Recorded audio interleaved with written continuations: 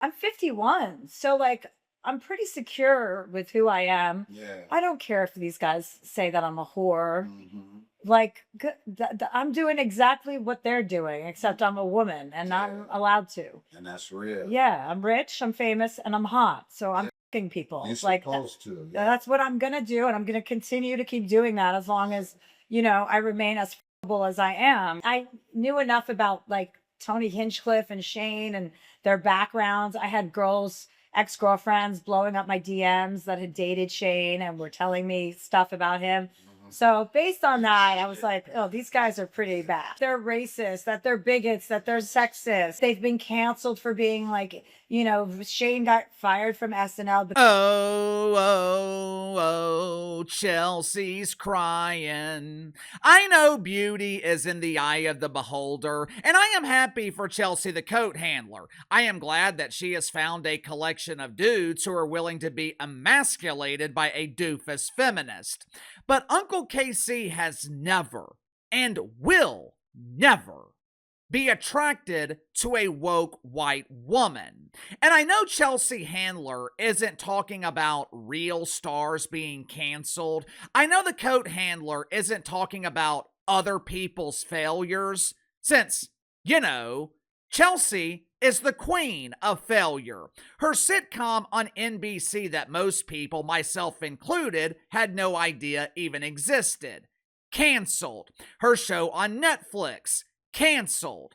Over the last few years, Chelsea Handler has been begging to return to late night television, but there's not a network on TV or even a streaming platform that is willing to lose millions of dollars so their audience is exposed to these incredibly toxic mouth farts. You know, every time I see Chelsea the coat handler speaking, which is becoming increasingly rare since most people aren't willing to expose themselves to this verbal pollution, but every time I see Chelsea Handler speaking, I see a clip of her, it's like she's trying to convince everyone else that she is happy. Look at me, I'm lonely and happy. I don't have kids and I'm banging the Pepperidge Farm guy. Yippee!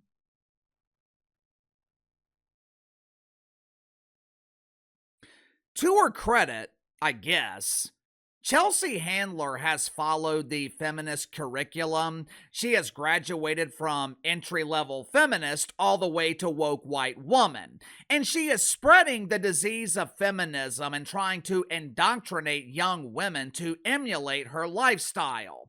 Believe it or not, Uncle KC once knew a devoted feminist. She bit into the shit sandwich. She believed in all the doofus slogans. Girl power! I don't need no man. I've got battery powered Stan. Make sure to like and subscribe. You can follow me on Twitter at KC_BTL84. When she was in her 20s, she was a single mother raising her daughter. Like a lot of single mothers in America, she struggled financially. She was constantly stressed. A minor problem with the air conditioner was a major financial crisis. She literally followed the feminist playbook, and she was wondering why she wasn't happy. They told me to chase my career instead of finding a good man. They told me I didn't need help raising a child. What am I doing wrong?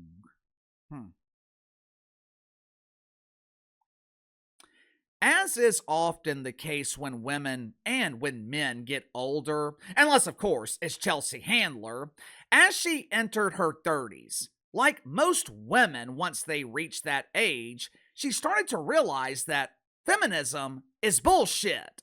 Fast forward a few years later, she meets Superman, or as you guys have come to know him, Uncle KC, and we have been happily married ever since.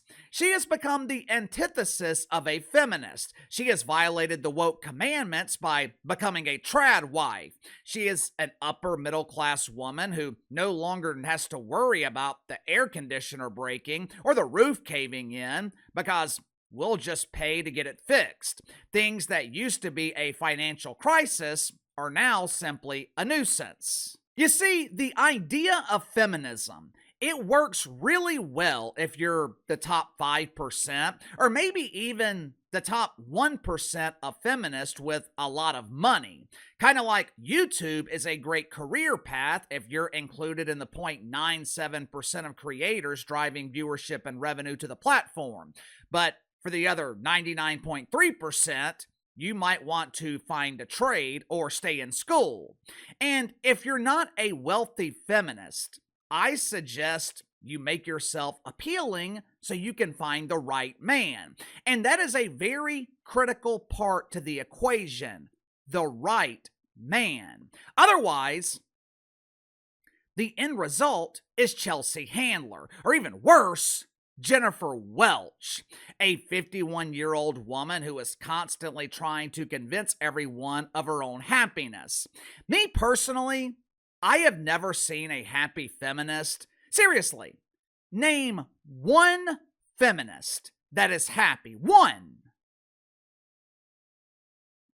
I know a lot of feminists who pretend they're happy. They pretend they are satisfied with their life choices. But you know what most happy people don't have to do?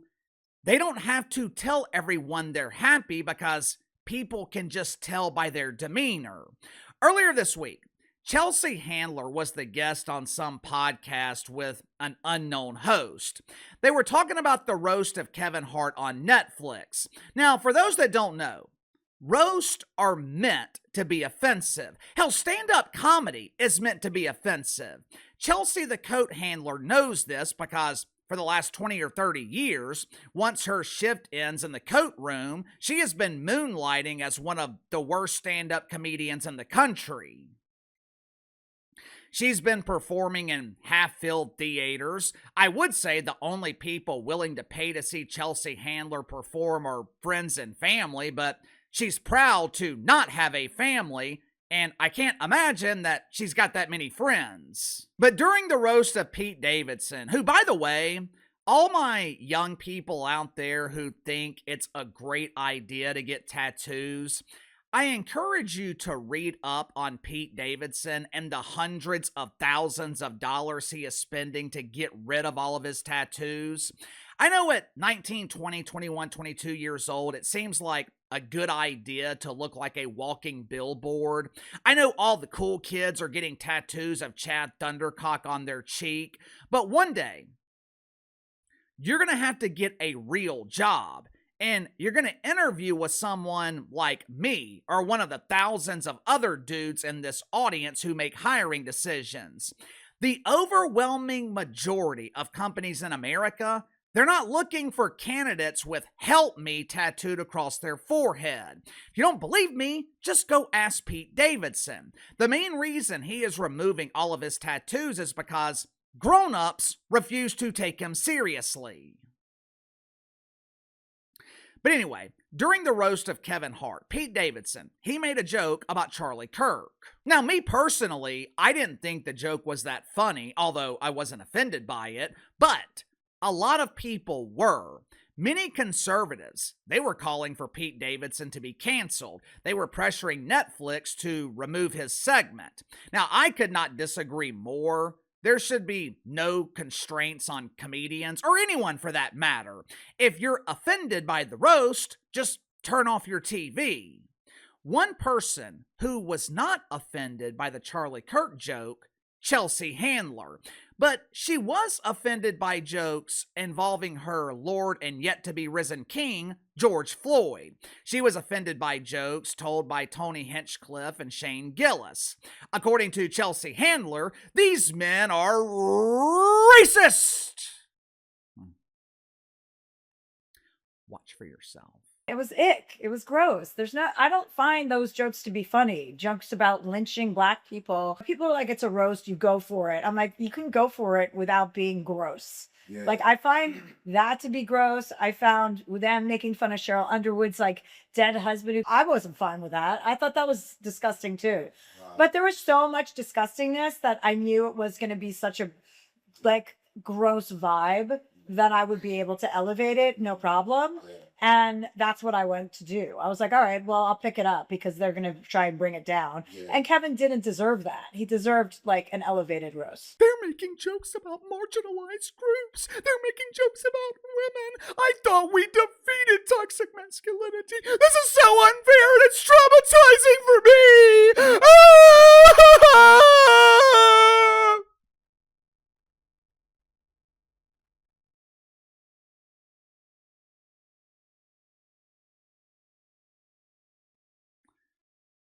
Chelsea Handler is pretending to be offended because jokes were being made about the death of Cheryl Underwood's husband, which is ironic because you know who wasn't offended by those jokes?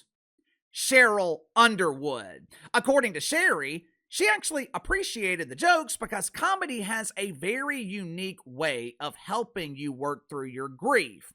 Most comedians, one of the reasons they're in the business of comedy is because of the pain they went through in their personal life. They make light of that pain to work through it, and they share it with others to help them do the exact same thing. Pain and working through it. That is the foundation of stand-up comedy.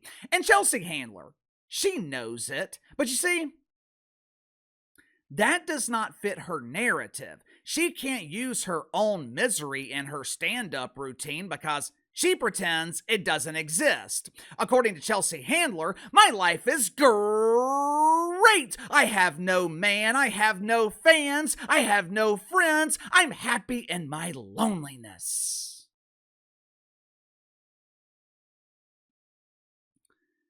I almost feel bad for Chelsea Handler. Most women, not all, but most women, when they are young girls, they dream of getting married. They dream of having children. If you have a group of young boys and you ask them what they want to be when they grow up, you'll get answers like, I want to be a baseball player. I want to be the president. Or if you're at woke elementary, I want to be a woman. But for the most part, what you won't hear them say is, I want to be a husband. Men are biologically wired to be providers. So even as young boys, even though they don't realize it, they are thinking of careers. They are thinking of ways to provide in the future. You ask that same question to a group of young girls, some will give you career answers, but a lot of them will say, I want my daddy to walk me down the aisle. I want to be the best mom. Chelsea Handler has lived her life following the curriculum of feminism. Now, to her credit, even though she has had some failures, Chelsea Handler's had a very successful career. She's got money, got fame, she has the resources to do whatever she wants. But what she doesn't have is a family. And look, maybe she's happy with her choices. If so, good for Chelsea Handler. But every time I see a clip of her, and I mean every time, Chelsea Handler is trying to convince the rest of us that she is happy, which leads me to believe she's miserable. Sound off in the comments below. I'll see you guys tomorrow.